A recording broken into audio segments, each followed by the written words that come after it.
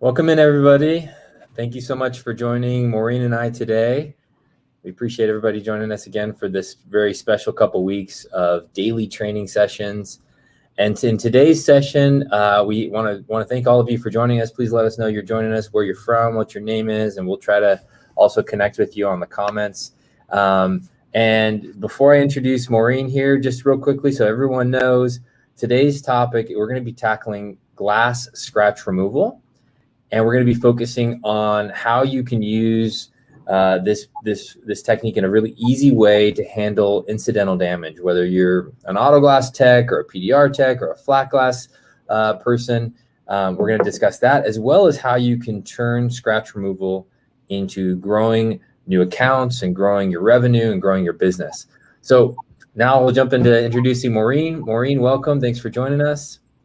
Of course. Welcome, everybody. Thanks for joining us today. Awesome.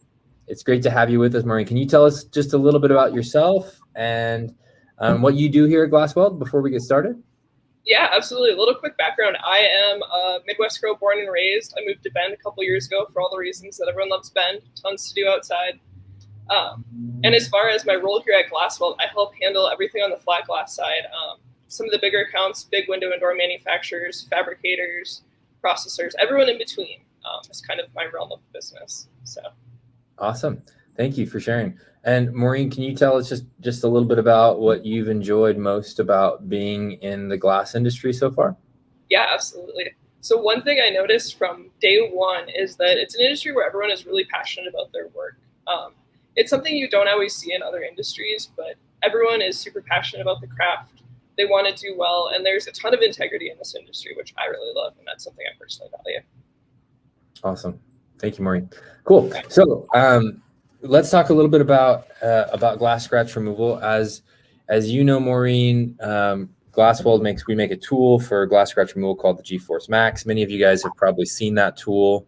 And it's used, as Maureen alluded to in her comments, in a couple of different avenues. So the primary one is that it's used by glass fabricators, distributors, manufacturers, but it's also used for removing incidental damage, stuff that happens in handling.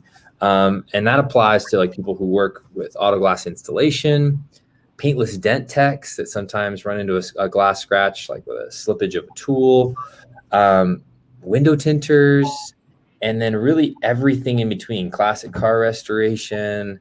There's all kinds of different areas where dealerships, et cetera, where basically anybody who handles or deals with glass or around glass occasionally is going to run into scratch issues. But Maureen, what do you hear from people as to why they choose to start doing scratch removal for internal use to start with? So for internal use, it's basically mitigating any scratches that could possibly leave a production facility, which for them, it's a huge time savings. They're not looking at rework if a piece of glass goes out scratched. They can take care of it internally there. So they're saving a ton of time. They're saving labor, tons of costs there. And then customer satisfaction. If you can make sure that a piece of glass leaves perfect every time, you're going to have happy customers. So, and then all the cost savings that go with that, the shipping that comes back from rework, the materials, the labor, there's just huge expenses that you can save by making sure you have scratch glass. Exactly. And to paint that picture from the perspective of an auto tech, if you're an auto glass technician and you receive a windshield for a car that you've got scheduled for that day, it comes in the night before or that morning, and then you realize it's got a scratch on it. You've got your day scheduled out, and now even if your vendor will take it back, you've got two issues. One, you've got a customer who's not going to be happy because they've probably taken off work and scheduled things. And then you've got, just sort of your potential downtime to fill that gap as well in your day that you could be used to make money. So that's a really important one too. And if you're like a PDR tech or a window tinting tech, either, oftentimes this is just the kind of thing where it's like something happens, right? Like an accident or something happens and you want to be able to quickly resolve it without creating a customer service issue. So in the end, it ties back to reviews, it ties back to customer service. Anytime you can deal with a glass scratch situation then and there and not have to engage with your customer and delay them and bring them back in later, or reorder glass and make them come back in a few days. All of that is a hassle, whether you're in flat glass or whether you work on vehicles. So all that makes really good sense. But I'm sure, Maureen, since you talked to a lot of people, both in flat glass and in the automotive side, some of them are just intimidated with the idea. Maybe they have old methods in mind that were messy and difficult and complicated.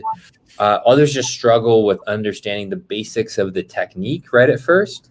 So for the sake of those people, could we talk for a minute or two about that, and then do maybe just a quick live demo so people can see how it works, and we can discuss some of the keys to get a quick result, quick being 5 to 15 minutes in most cases. And after we do that, we can discuss like sort of how those skills that we'll talk about will help to help them to do scratch removal for internal use, as well as to take those skills and add revenue. Yeah, absolutely. So we'll go with a little bit of a product introduction first. Okay. I am already plugged in. So this is our water feed system. We're going to be using water while we do this. It's just a simple hand pump. Mine is already primed up. We've got suction cups on the glass or a belt loop, depending on how you'd like to use it and what setting you're in. For me, I'm just going to stick mine right to the panel of glass. And I will be switching to another camera behind that panel of glass, so you'll be able to see that scratch come out. Perfect. Yeah, and for those of you that, just to highlight too, that on that bottle, there's little quick connects on the top, so it just kind of snaps in place there to connect from the tool to the water feed system. Yep, and then this is just connected right over to my water feed system. Mm-hmm. And then this is the G-Force Max. With that, I'm actually going to mute myself and then kind of let Shiloh walk you through it. Once I start polishing, it just gets noisy enough that it makes perfect sense to have Shiloh narrate, and then I'll just keep going with the scratch removal. Awesome. Thanks, Maureen. So we'll talk a little bit about this. So just so if you guys notice with the tool, you notice that handle on the top there, that's really where your hand goes. It's built to be ambidextrous. So whether you're left-handed or right-handed, you'll have a good grip. And it's an opposing grip since the tool is built to be held from below and the trigger squeezed. So you've got one hand on the top, one hand on the bottom, and then the handle is built ergonomically to, as you can see, her thumb on the back there is going to press the button on the top, which will release the water. Okay, so the tool is custom built for that purpose in mind. It's got built-in Teflon seals in the center, so the water comes through the tool and out through the center of the disc. So she's going to show us how to set up the backer pad now onto the drill. So there's a backer pad with a polishing disc already installed. Literally all she's going to do is just thread it on until it stops. Once it stops, it's tight enough you don't have to ratchet it down or anything. It'll tighten down as it operates. And if you look at that backer pad, it's self-leveling, so it's kind of soft. So if you run it slightly up on an edge, it'll still flatten out, which is the goal of that. Yeah, see, it's got a little cushion to it. And then we'll notice here she's going to probably show us how to apply some compound. So the polishing disc, there's the G-Force polishing compound. And I'm going to say hi to a couple people. You can see our G-Force polishing compound. It's sort of the consistency of about toothpaste. It's non-abrasive, so you don't feel any grit to it if you feel it with your fingers. Not your traditional stuff here. And then Maureen's just going to brush the disc lightly. You don't need to do this a lot, just a couple of seconds just to make sure that the disc stays porous. So the way this is operating is that the porousness of the disc is going to create friction on the glass. And the friction combined with the chemical component, which is the compound, combined with the heat and the pressure from the tool is what's going to make this all work. So Maureen's going to apply a little bit of compound now. So really all she does to start is just brush the disc, take a tiny bit of compound, and she's going to sort of press the compound into the pores of the disc. So one of the biggest mistakes that a new tech makes right here is they might assume that more compound is better. And so what you'll notice with Maureen, she's just pushing some compound into the pores of the disc. What you want is the compound to be in the disc so that as you operate, you touch that little button on the back, the compound releases from the disc. If all the compound's on the surface, it's just going to clog it up. It's not going to be any more effective. In fact, it'll slow you down and it'll just make a mess. So a tiny bit pressed into the pores is all you need. You're only going to use about 25 cents, maybe 50 cents at the most in material to take out a scratch. So it's really, really affordable to do a scratch removal. Say a quick hello to Kelly from Dallas, Oregon. Thanks for joining us. From Dallas, I'm sorry. Hey, Kelly, good to see another Oregonian on here. Jared Owens, good to see you, buddy. And my good buddy, Bill Lambeth. How you doing, man? And Jeff, thanks to all of you for commenting. There's probably others that are commenting too, but they kind of slowly trickle in to our view. Okay, so Maureen shifted this around so we can see the process now. And I'll walk you through some of the keys to making this really successful. Now I want to disclose here, like every scratch is different, right? Just like every rock chip is different, but most scratches will fall within the parameters of 2 to 3 minutes up to like 15 minutes on the high end. Now, if you get into some really severe stuff, it can take a little bit longer, but the techniques are going to be roughly the same. So Maureen's going to go ahead and use another piece of glass, the edge of it, and scratch it real good. She's going to take the edge and really kind of gouge in there with some pressure so you can see this scratch. I know it's going to be a little tricky. Oh, there you go. Now you can see it there. So again, we're talking about incidental damage here. This is the kind of scratch that comes from like an auto glass warehouse, or that comes from handling. It could be like a window and door manufacturer or a window dealer moving one window out onto a job site. It's also similar to like a masonry scratch because it's also wide and quite shallow, which means it's very, very visible. So you got to do something about it. Your customer's not going to be happy with it. But these kind of scratches are really, really easy and quick to remove. Hey, Alfredo, good to see you. Nancy, good to see you too. So we got our scratch. So we're going to go ahead and jump into this. You guys can see that scratch. Maureen, just to show people too that like that doesn't wipe off. Like you just kind of put your fingernail on it so people can see that that's a real scratch. Like you can feel it with your fingernail and it's not disappearing. Okay, cool. All right. So she's going to ramp this thing up and go. Hello to Auto Glass Kosovo. Let's rock and roll on this. Whoops. So you can also see in this picture too, she's got the G-Force Max kits all come with these splatter guards, which are like these foam splatter guards with suction cups. So that's what she's positioning on the glass there to keep everything contained. She's just going to start operating. So what you'll notice in the picture here, guys, is that that polishing disc needs to be as flat as possible. That's the real key. You want to see the vast majority of the surface of that disc flat on the glass surface. So you don't need a lot of water. You don't need a lot of compound. You can see how the disc is pretty flat. She's not running it up on an edge. She's not running it up on the nose or on the tail. She's just trying to keep it flat, and she's just working directly in the area. There's no feather out, right? You're not trying to feather this out like you would with old school technology. You're just going back and forth, and she's also pressing probably 5 to 10 pounds worth of pressure behind the disc to heat the glass up. And again, notice how the compound is continuing to come out because now the compound wasn't all on the surface of the disc. It didn't just fly off. So each time you see that water kind of renewed, it's because what she's doing is she's pressing the button on that back of that handle, and it's releasing water, which is at the same time releasing the compound. So it's a nice effective way. So you just see she's just working right back and forth on it. So she's a couple minutes into this one, maybe a minute and a half or so. She's also going to check the temperature.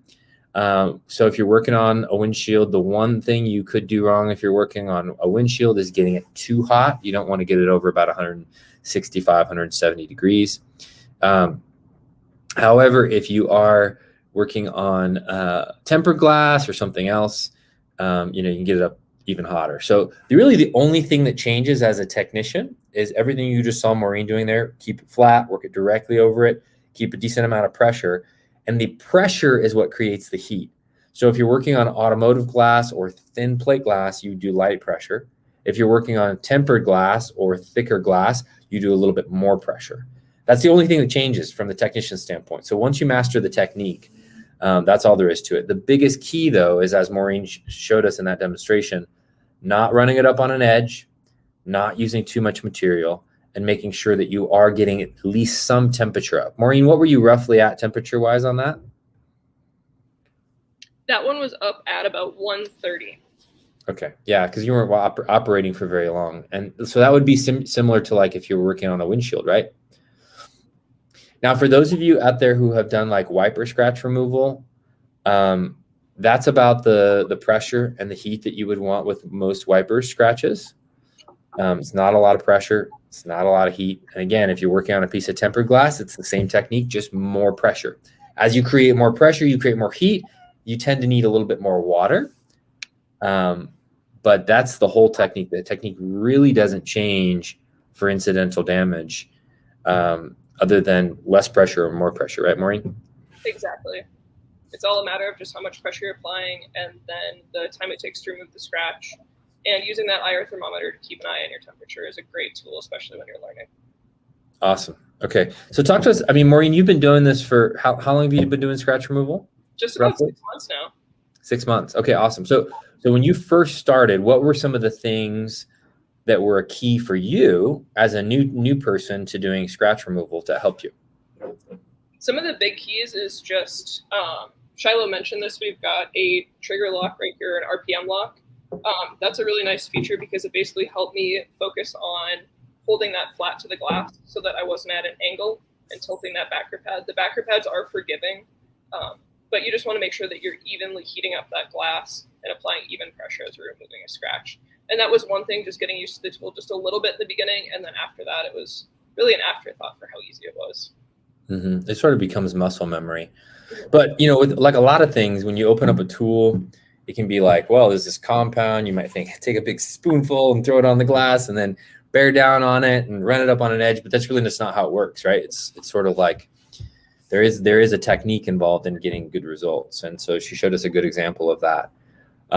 Okay, great. So I think that covers, for the most part, the basic technique. If we see some questions in the comments, we'll come back to those as we finish. But we're going to shift gears a little bit now because we promised today that we would also do some training around, you know, the revenue side and growing your business side. So, you know, for a lot of people, incidental damage is not something that's super frequent.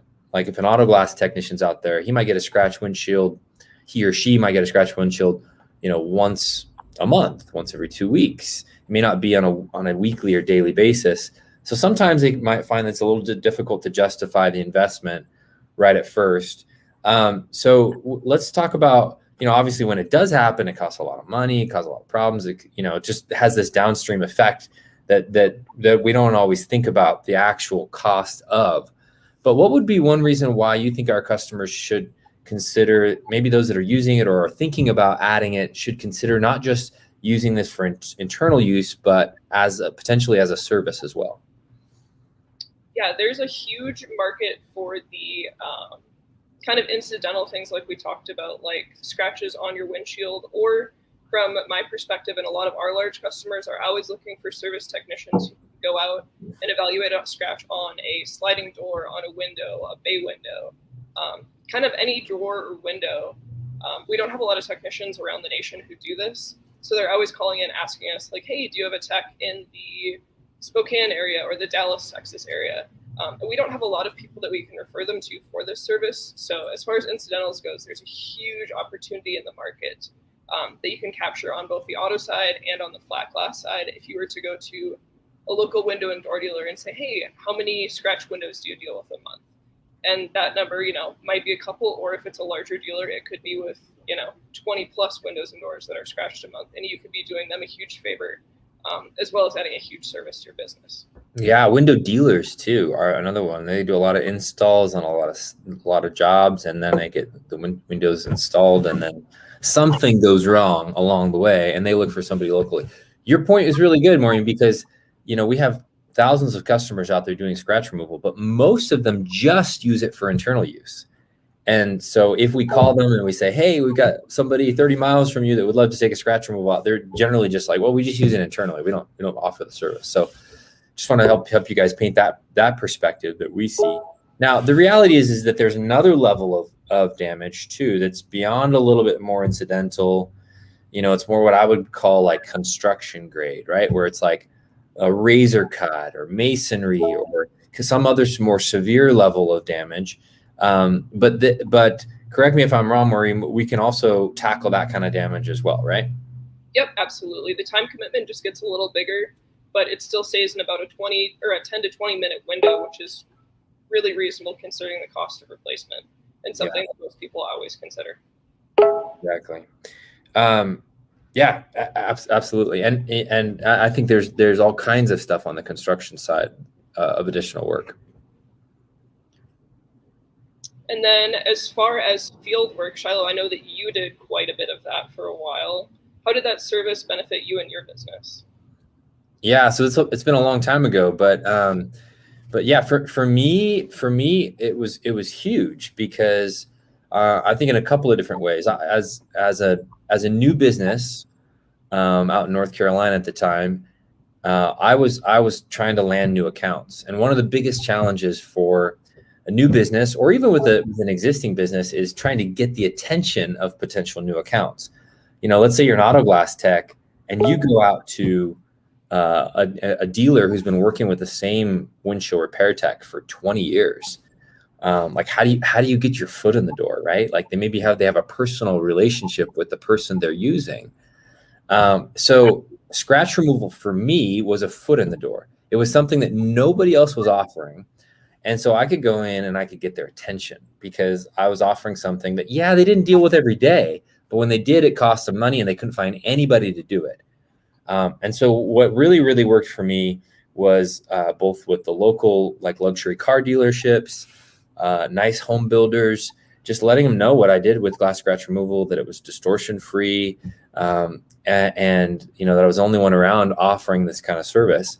And then when they would call me and I'd come out to give a job and then just showing them the results, then, they're like, wow, no, I didn't realize this could even be done. Well, then now you've got the opportunity to have a conversation about, well, you should see what I can do with headlights, or you should see what I can do with your windshield repairs.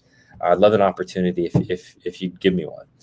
So for me, that was a really big one. I think the other thing with scratch removal, for those of you who do windshield repair or other automotive services, some services are more high volume, a little bit lower margin. Scratch removal is probably not one of those things that you're going to do a ton of, but when you do it and for the right customers, they're going to be like it's typically going to be high-end jobs. I mean, as an example, in one of the accounts I had in Raleigh, North Carolina, was a local BMW dealership. And they would call me when they would receive windshields in, and they would sometimes be going out to a local auto glass shop, but they would come in with a scratch straight from the OEM. And I mean, we're talking $600 windshields. I would come out and I'd charge them $150, $175, sometimes for something that would take me 10 minutes to do. So yeah, I didn't do that all the time, but when I had the opportunity, the margins were really good.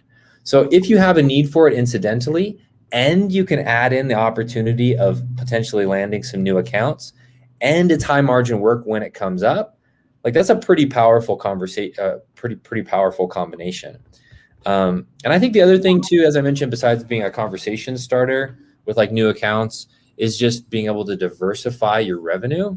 So I had a lot of situations where like the auto glass business would get slow, and then suddenly I'd get a call from some home builder with like 20 windows that were scratched. And it's like, wow, great. This is great timing because now I can like fill a gap in my schedule with a high margin job.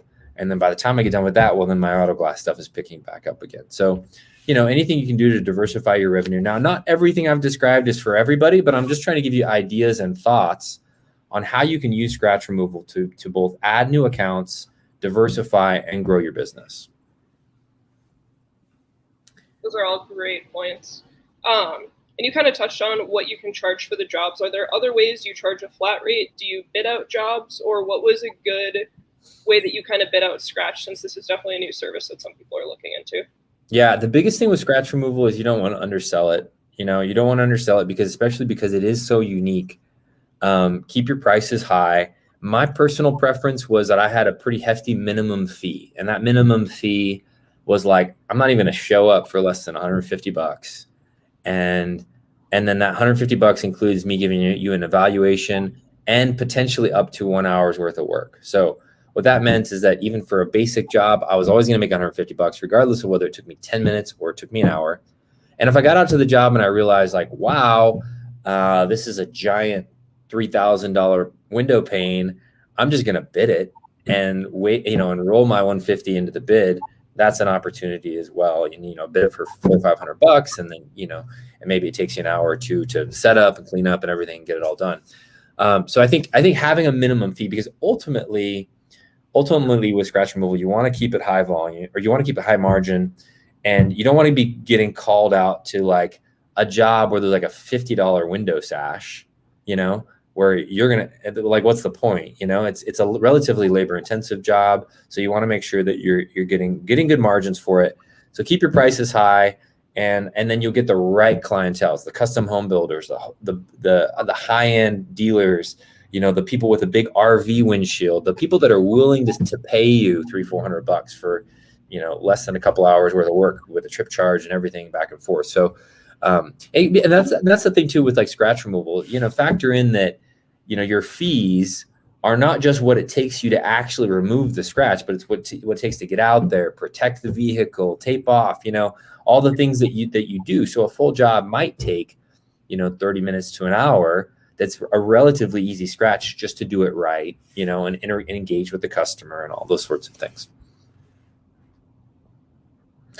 Yeah. Okay. So, I know we were going to talk about target markets, right? Yep. That's next on the list. So for scratches like this, who would you be targeting? You mentioned custom home builders, higher end dealers, but who else could we look at? Yeah, it's a great question. One of my best clients back when I had my business was a local classic car restoration company. And they wouldn't call me super often, but when they did, the jobs are always lucrative. And the issue was like if you have a local company or companies that do classic car restoration, a lot of times they're dealing with super rare, super hard to find glass. I can remember one situation where I worked on a Thunderbird. I think it was like a 71 Thunderbird that had a Hearst T-top. Hearst doesn't even make glass anymore. So like part of what made this vehicle rare was this Hearst T-top. And in part of the restoration, they scuffed the window with like 120 grit sandpaper on the T-top on a DA. So, I mean, it was severe scratches, but, they were willing to pay me whatever it took to get these scratches out so I just polished it and just took my time to make sure that I got a perfect result, and they were happy to pay that amount of money. Bill mentions too, tear-offs from roofers, mason contractors, window cleaners. Window cleaners run into it sometimes too, where they have somebody that makes a mistake or uses a bad blade. We mentioned, and really even local glass shops, a lot of local small flat glass shops. I mean, many times our customers that use our product don't want to go out and do the scratch removal. They just want to use it for internal use, and that's their choice, and that's fine. So even letting them know, hey, I'm a local tech, I do this and this, but I also do scratch removal. So if you get any calls, would you mind sending them my way? Because they'll typically be happy to refer them to somebody, because not everybody that's going to call up is going to want to spend a couple $1,000s on a replacement for a couple of scratches, typically just walk away. So those are also great sources of referrals and clients. And then one other market that you could also look at too is historical restorations. I work with a couple of historical restoration companies as well. And like you said, older glass or glass that you really just truly can't replace. Another good place to look to, because they're looking for restoration and not replacement. And oftentimes they don't have the option to replace. Mm-hmm. Yeah. Awesome. Yeah. And so we'll give it a second here. I have one other thing I was going to mention to you guys, and then we'll see if we have any comments or questions that are relevant to the training topic. But one that I was just going to share an experience with you. One of our customers who is in the paintless net repair world, and he added scratch removal literally just to land a new account. He had a dealership that he knew had a scratch issue, and he had never done work for them or hadn't done a lot of work for them before with all of his services. And he bought a scratch kit, practiced up with it, went out, did the job.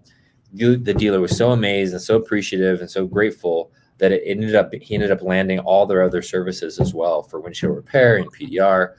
So just to kind of paint the picture again, and if you're an auto glass tech or a window tinting tech or a detailer, and you're already running into incidental damage anyways, just view it as a way to like, hey, cover some situations that you might run into already, and a great way to add new clients and add a little bit of revenue, and really distinguish yourself in a really competitive market where there's a lot of people doing all the same things. This is something that can separate you.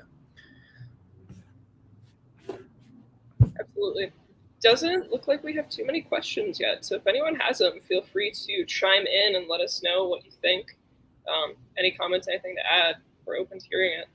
Awesome. Well, we'll probably wrap up, Maureen, and then we'll let people drop in their comments and questions, and then I'm sure we can follow up with additional videos or responses here in the feed below. Thanks so much, Maureen, for your expertise, the awesome demo, and the good questions. Hopefully we'll help stimulate some thinking and help some of our friends and customers out there around the world. And then I just want to mention to everybody, thank you so much for tuning in, for all your comments.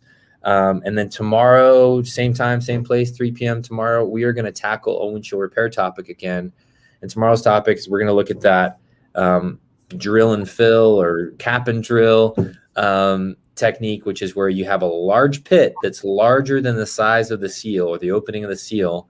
How do you tackle that? So we're going to show you a couple of different techniques on that, and we're going to do our best to do it live and discuss it.